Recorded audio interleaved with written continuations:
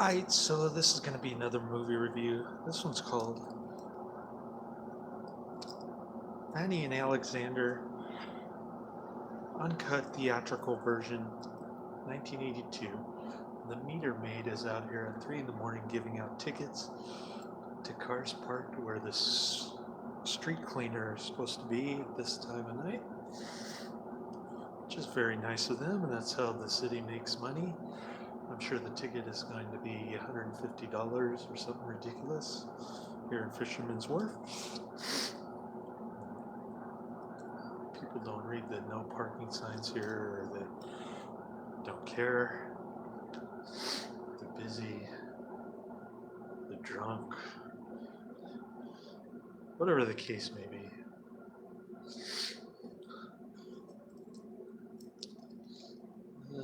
It's all a racket.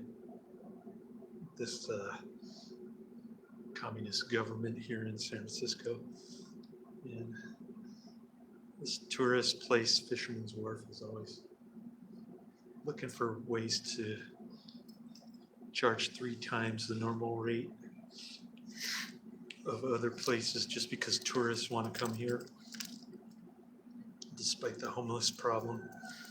But enough about San Francisco ramblings. Let's get back to the movie.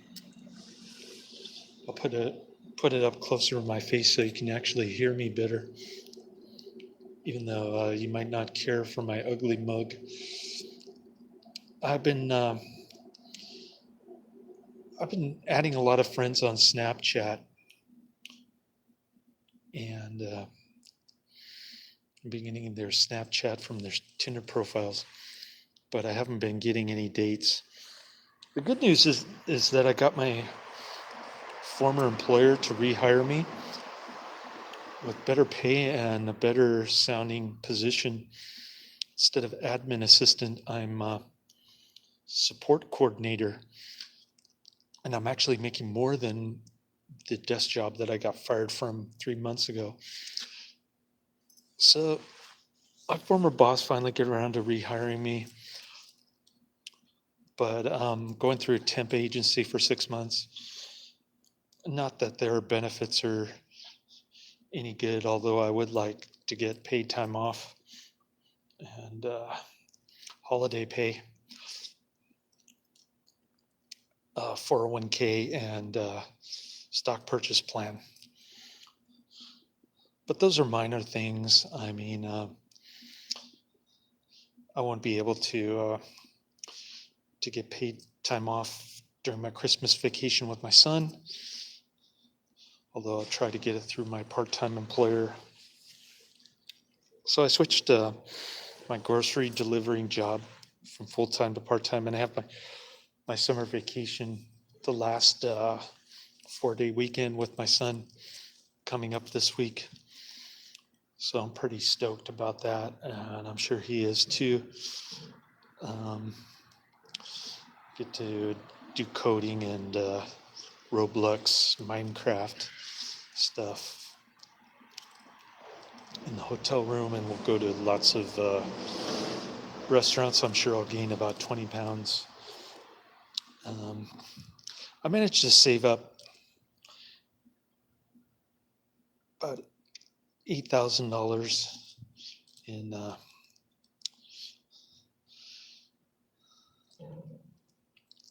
8 months when I was working 4 jobs. But in the last 3 months, I've spent half of it because of my son's summer vacation mostly.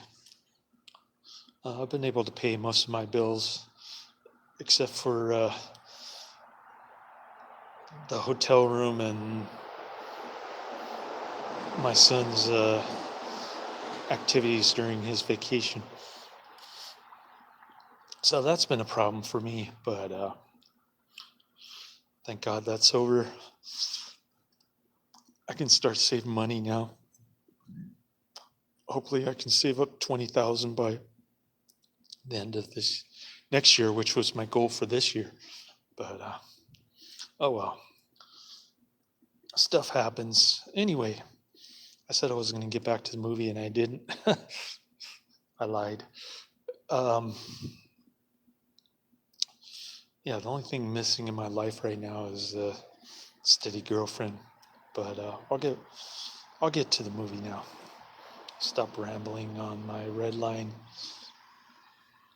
Caffeine BCAA thing. So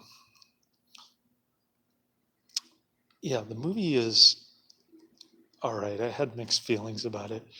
I saw I saw the theatrical version, the shorter version, I should say, because the televised version did play in theaters later on, but probably a year later. I don't know, but I really couldn't relate to any of the characters in this movie. All of them are kind of despicable characters. I mean, even the kids are kind of blasphemous. Um, Alexander's always cursing at God, calling him the S word and stuff. And even at his dad's funeral, he's going off with all these George Carlin type expletives, which kind of irritated me. I felt like he was disrespectful. Um, but I didn't think he deserved the kind of punishment that he got. Um,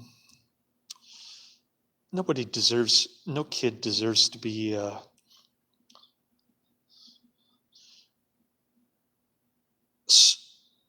hit, I guess, especially nowadays. You can get arrested for that kind of stuff.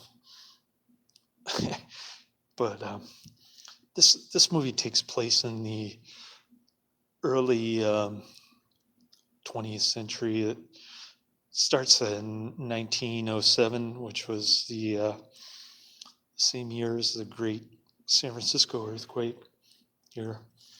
Anyways, takes place in Sweden, of course. It's got Harriet Andersson, who looks kind of interesting at my age. Um, her face and her body changed a lot since Summer with Monica when she got naked. Unfortunately, she doesn't get naked in this one, but anyway, she's in it. There's the guy with the smiles on a summer night, a movie which I hated from 1955. He's back in this one, 1982. So a couple of old actors from early Ingmar Bergman days in this one. I don't know if there's more. I didn't bother to check, but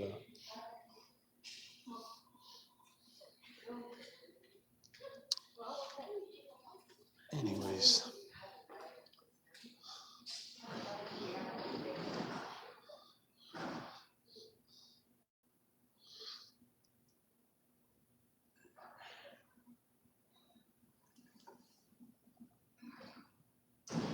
Sorry about that. A couple of hot-looking, chubby Hispanic hotel guests just passed by, so I had to pause there a little bit.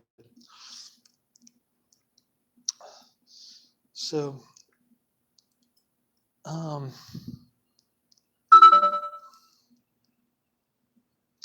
Alexander is kind of a troublemaker boy. I guess he's the impersonation of Ingmar Bergman when he was a kid.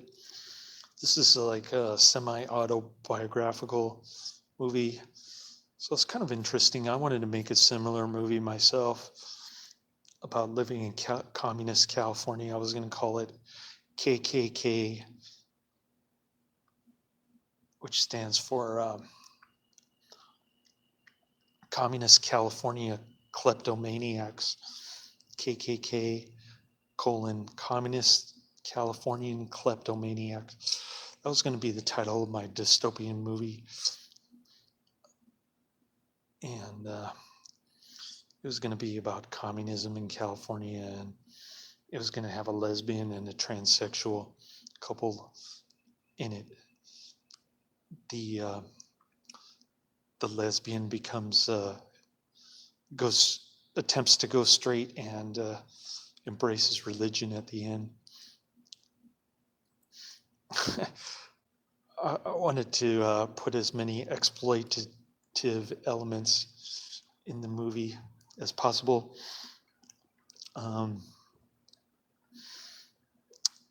Just to confuse people and to get more profit out of it. Kind of like a Herschel Gordon Lewis kind of thing, but with a lot of different exploitative themes. So that was my plan. Hopefully I can do it before the end of my lifetime. If I can sort of semi-retire from my stock options, that would be even better. But I'm digressing again. Getting back to this movie. So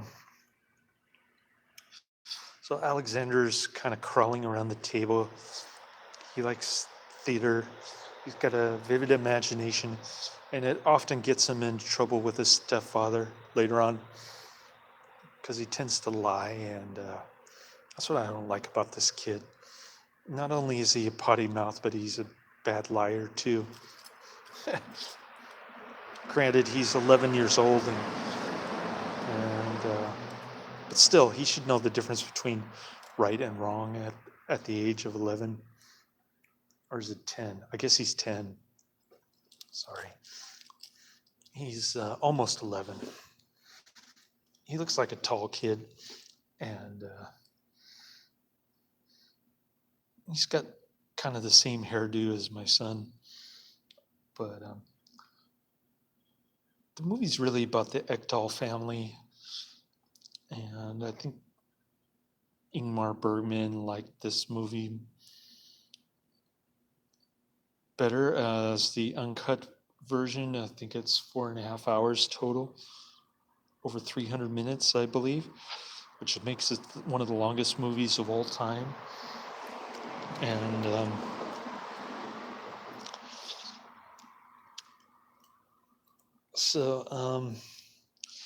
there's a lot of character development. I thought the first half of the movie was quite boring, and it's on 2 discs from Criterion Collection.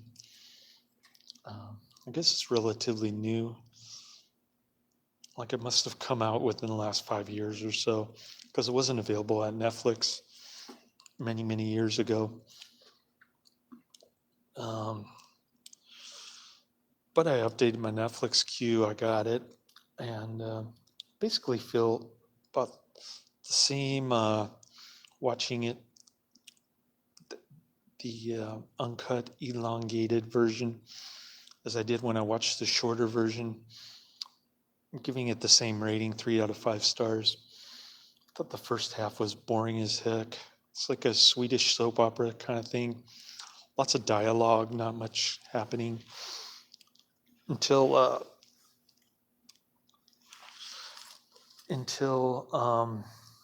Alexander's father dies. There's also this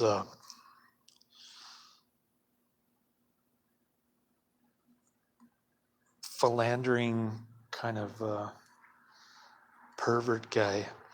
His name is, he's a dirty old man. His name is Gustav Adolf. He's one of the older actors that I mentioned earlier from 1955, Smiles of a Summer Night. I think that's what it's called. And which was a terrible movie, by the way. And he's always making pompous speeches that don't make any sense. Probably because it got lost in translation, but probably because it's a lot of nonsensical existentialism from Ingmar Bergman. So he's Alexander's uncle, I guess,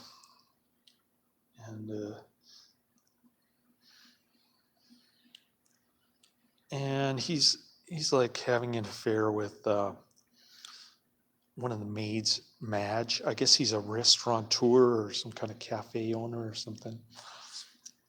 And And his wife doesn't care. His wife has hairy armpits in this one too.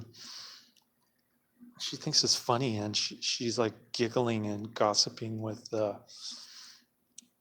his mom, her mother-in-law. Then there's the Jewish guy. Oh, I forgot to put his name in the description box. I'll go back and put it later. Swedish guy playing a Jew.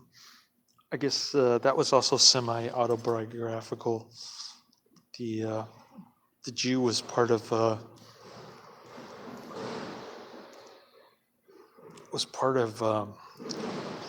Ingmar Bergman's life. He owns like an antique store that has some kind of magical properties or some weird stuff going on there. I thought it was pretty cool though.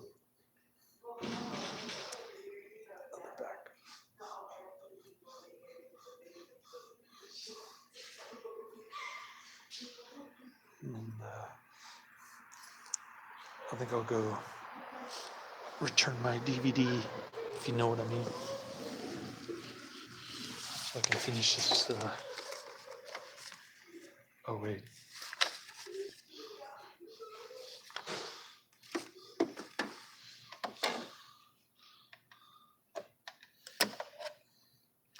These girls keep going back and forth. What do they want? They should give me their phone number. Anyways.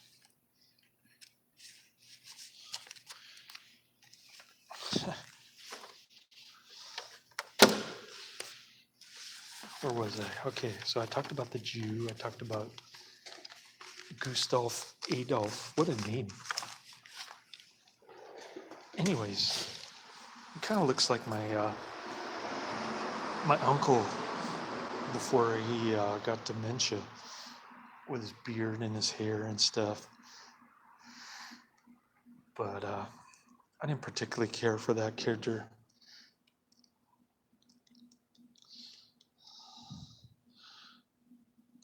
I thought the Jew was kind of stereotyped, but whatever. And I couldn't really understand a lot of this movie. For instance, Alexander is comes up with the story that his stepfather locked his ex-wife and their two kids in a room without any food or water. I don't know if that was his imagination or was it reality, because later on the ghosts of the two girls told him that it was a lie, and I don't know if that was his imagination. Was he dreaming, or was he actually seeing those two ghosts? Because there are a lot of ghosts in this movie, which is pretty cool. I mean, it's kind of like a ghost film, haunted house kind of thing, especially towards the end. But yeah, all that stuff doesn't happen until after his father dies. So his mother's kind of interesting. She's got the hirsute, dark eyebrows like me, but she's got blonde hair. And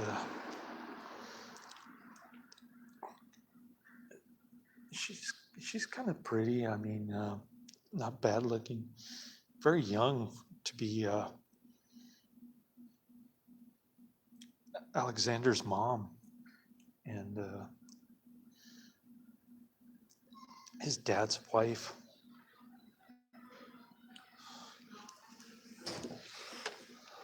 I'll get back.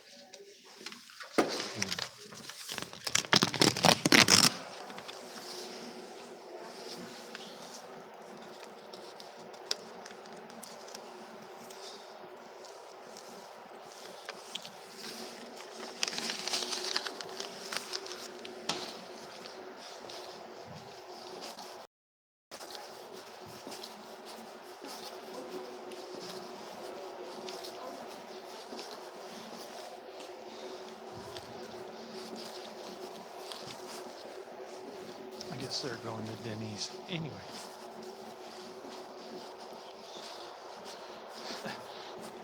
Going back and forth, that's like the fourth time now.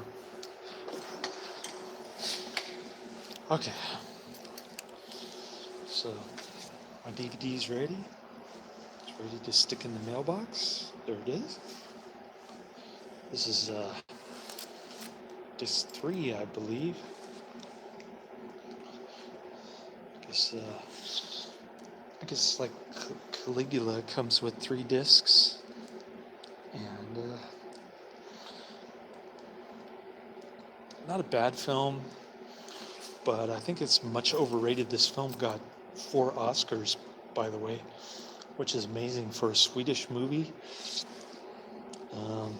Swedish movies don't get too many Oscars, but this one got a lot, and came out around the time of Return of the Jedi, so it didn't make as much money as some of the other blockbusters, but and I know it performed poorly in France, but did really well in Sweden and the United States and maybe Germany, I think.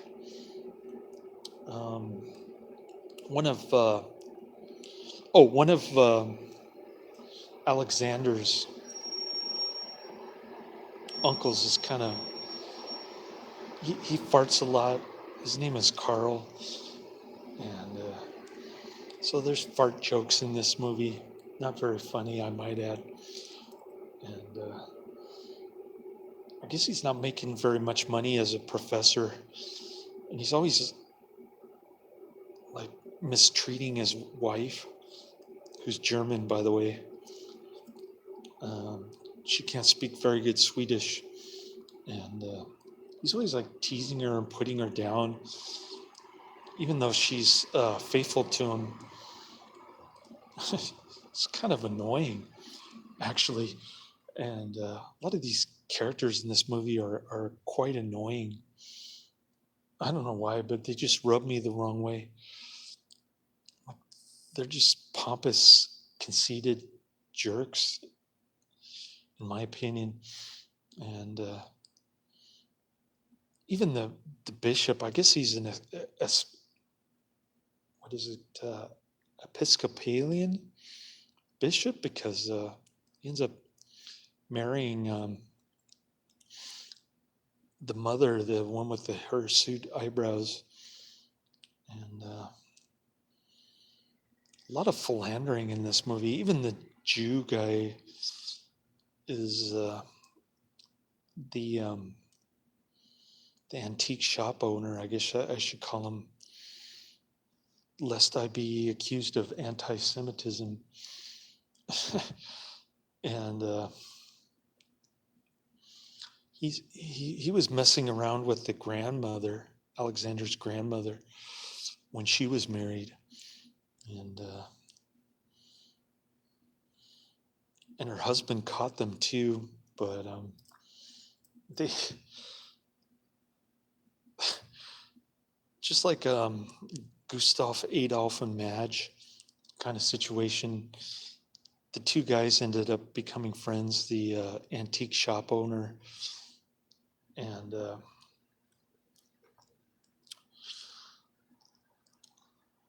Alexander's grandma's husband, the grandfather. They ended up becoming friends, and strange family. All this philandering going on in 1907, hard to believe, really. Even in Sweden, it's kind of hard to believe.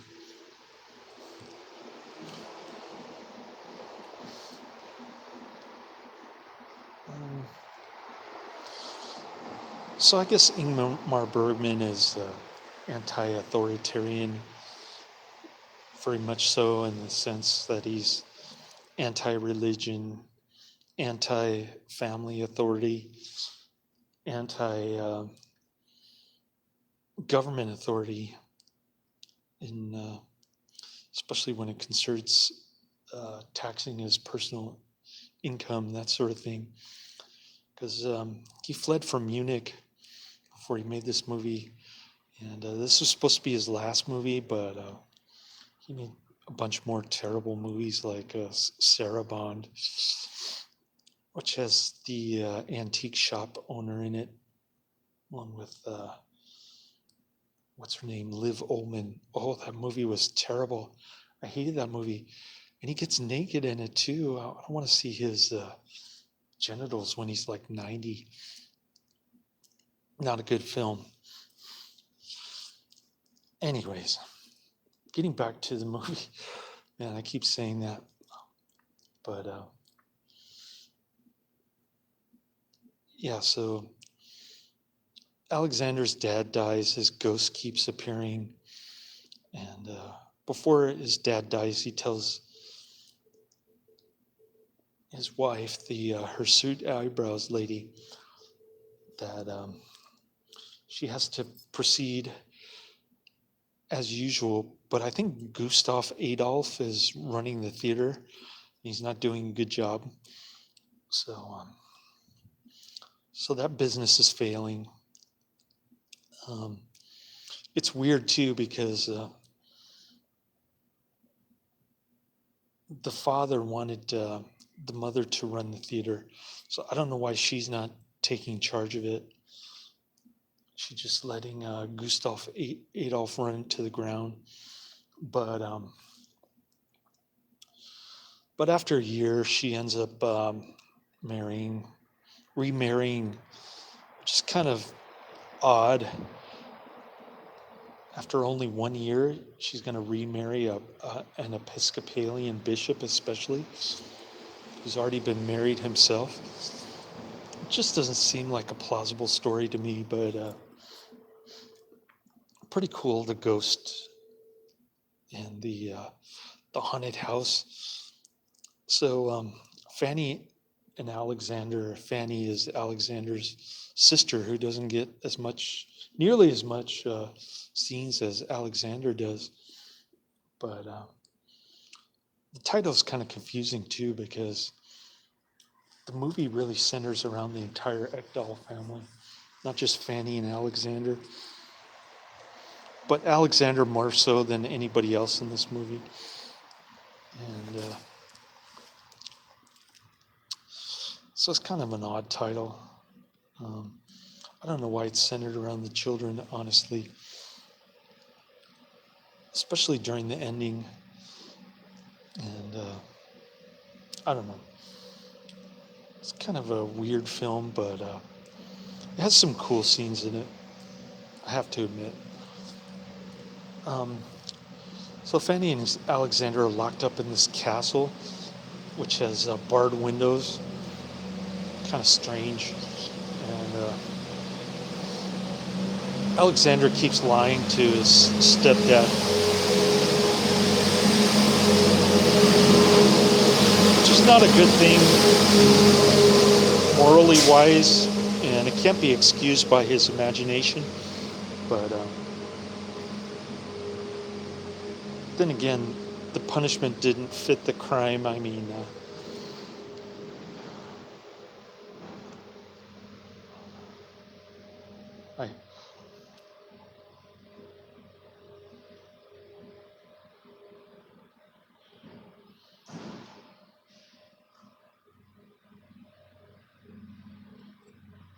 all right, I'm gonna go for a walk. Somebody went out to smoke, so I'll be right back.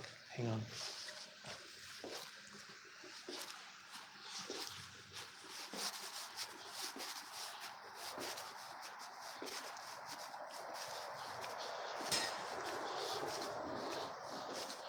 I'm gonna return my DVD.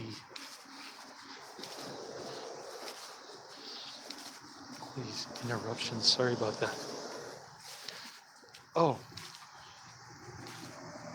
I'll probably, I thought I was going to resign from my graveyard job here because I am getting paid more on my desk job starting next week, a week from today, actually. And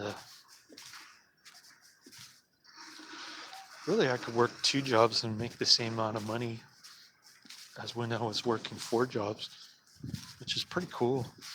I mean, the eye doctor told me my eyes were getting dry from not enough sleep. So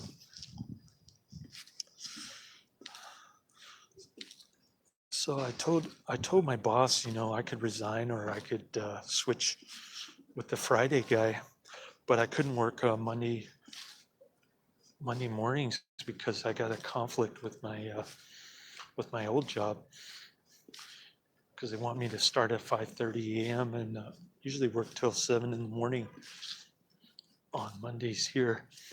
So there was a conflict there.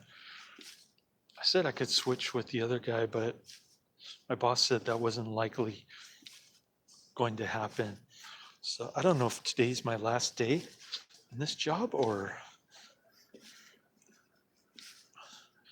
maybe they made some other kind of arrangement where another guy is going to cover me on Sundays. I don't know.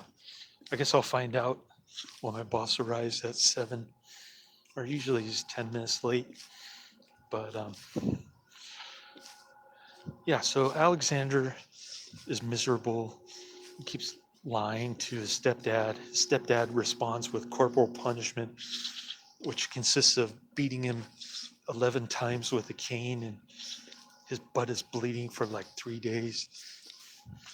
It's kind of ridiculous overkill punishment for lying. I mean,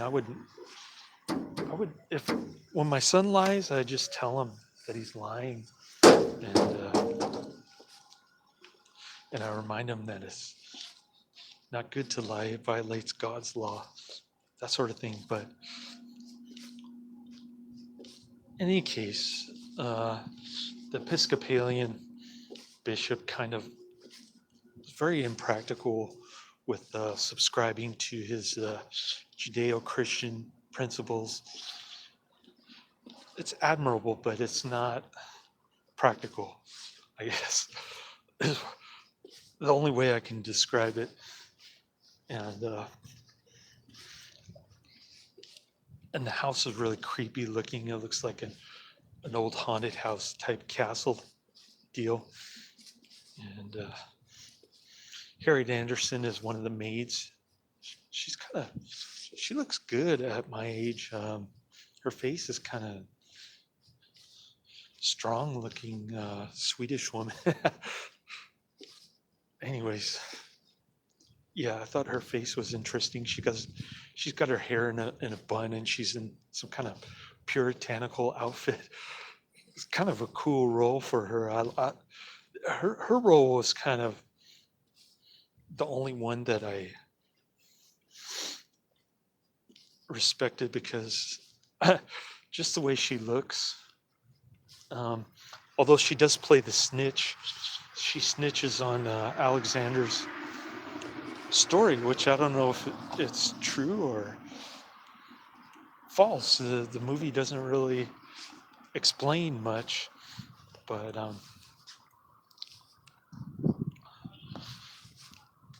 he's like he made up the story about the two. He said he saw he told Harriet Andersson that he saw the ghosts who told him that his stepdad locked them up in 5 days without any food or water, which we don't know if he's lying or telling the truth. But he does lie later on when he tells his stepdad, the crazy bishop guy, that that he didn't tell the story. And that's why he gets the cane to the butt. You even see his bleeding butt later on when he's forced to spend the night in the attic. So his mother's getting increasingly irritated by the authoritarian discipline that's being imposed on her children, and so So she starts expressing her irritation at the bishop's sister, who also lives there. There's a creepy looking kind of, who's that Dune character? The fat guy who was floating around. That's what she looks like. I guess she's the bishop's aunt or something. She's like bedridden, kind of invalid. But then later on she walks around with fire on her, like a walking torch or something. So that was kind of confusing. And anyway, she's in the haunted house, and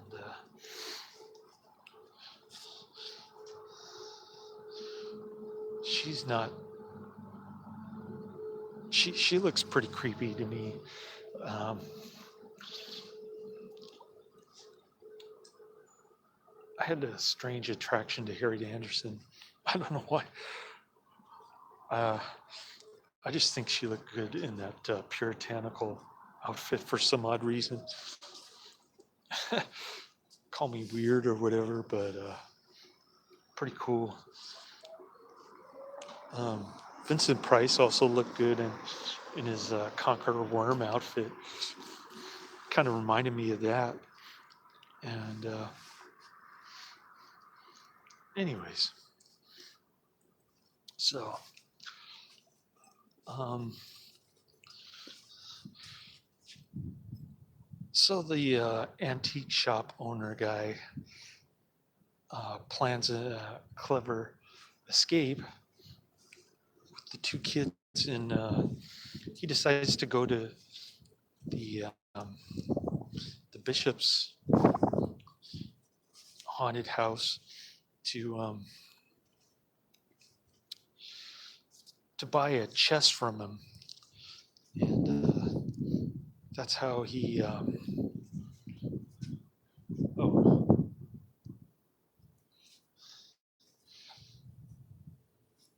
and that's how he gets the kids in the chest. But then they're upstairs at the same time they're in the chest. I didn't really understand that. How could they have a doppelganger upstairs while they're hiding in the chest downstairs?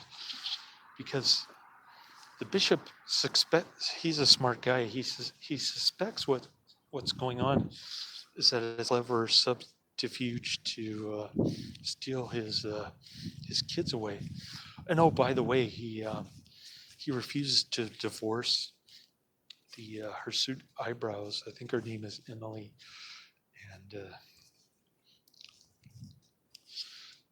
and since he cannot consent to divorce, um, if she flees, then the kids belong to him, which is kind of weird. But I wish I had that upper hand kind of divorce law on my side when my ex-wife filed divorce. I'd be in a lot better shape now. I'd have both my estranged stepdaughter and my son.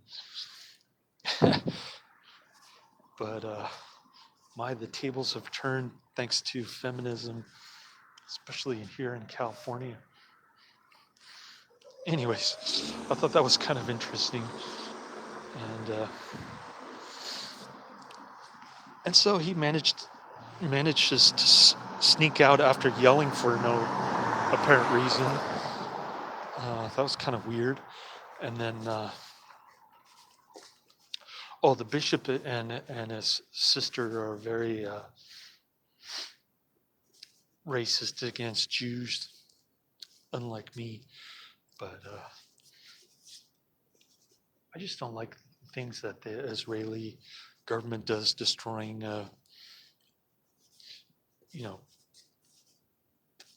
property in Palestine that's been there for, I don't know, 50 years or a long time. Doesn't make sense to me, but some people like it. I don't know.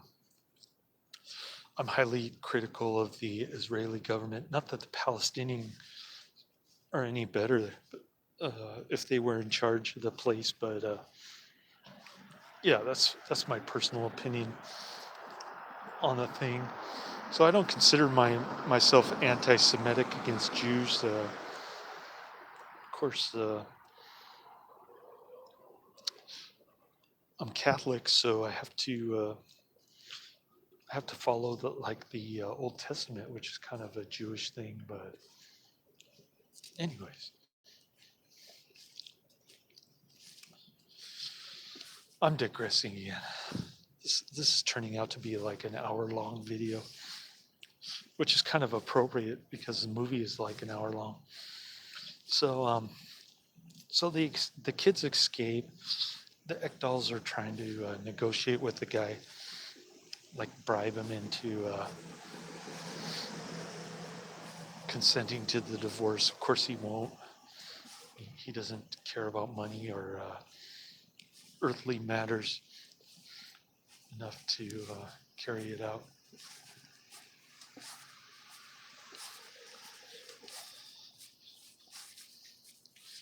Oh, nobody here except the taxi.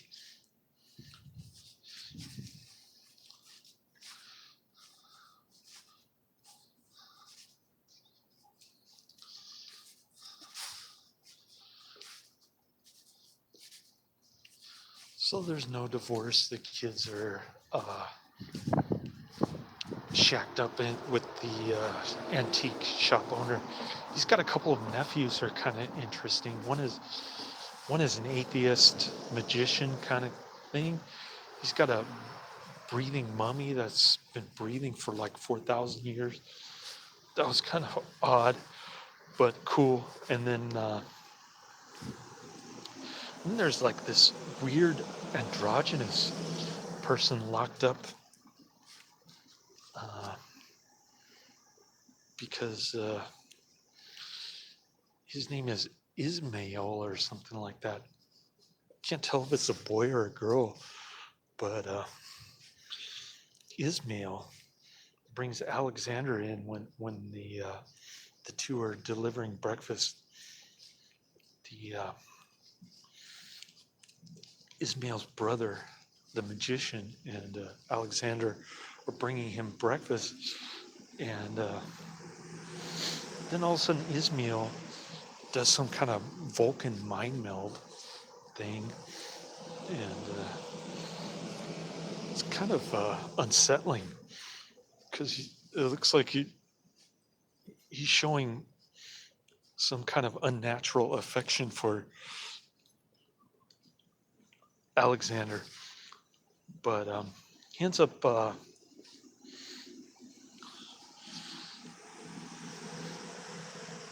figuring out that he wants his stepdad dead, so so he arranges it to happen like some kind of godlike figure. He uses his mental powers to have the aunt knock over the lamp. So she's burning. She's running around like a torch through the hallway. She embraces the bishop for no apparent reason, which is kind of dumb. Oh, and by this time, Emily had knocked him out with some sleeping pills. Like she slipped some in chicken broth or something when they were supposed to go to bed. And she was pretending like she was going to drink it. Then she gave it to him. So she was kind of complicit in the bishop's murder, even though the police later didn't think so. They thought it was just all coincidental. Kind of interesting. But anyways.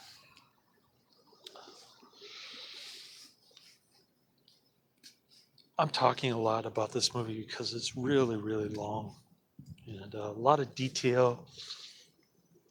I'm sure I've missed a lot of stuff that was kind of boring, but like the ending was kind of boring.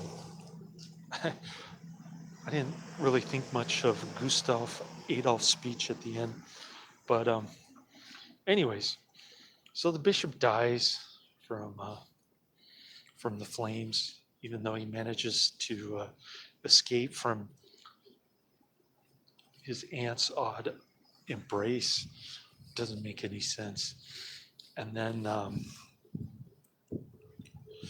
so he dies. He becomes a ghost to antagonize Alexander towards the end.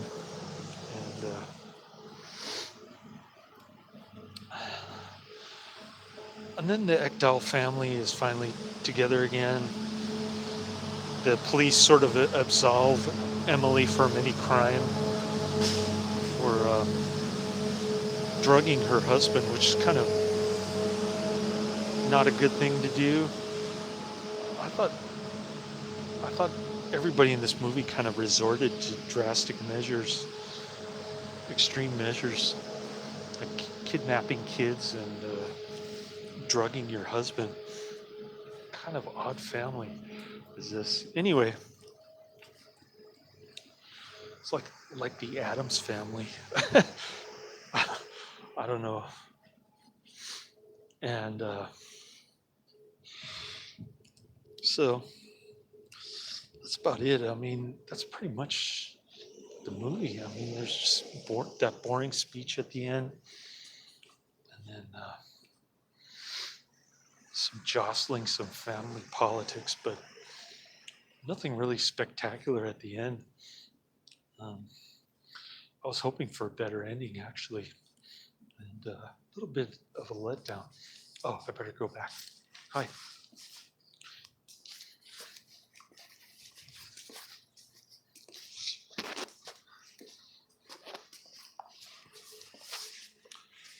Are you coming back with the car? You're all done? Okay.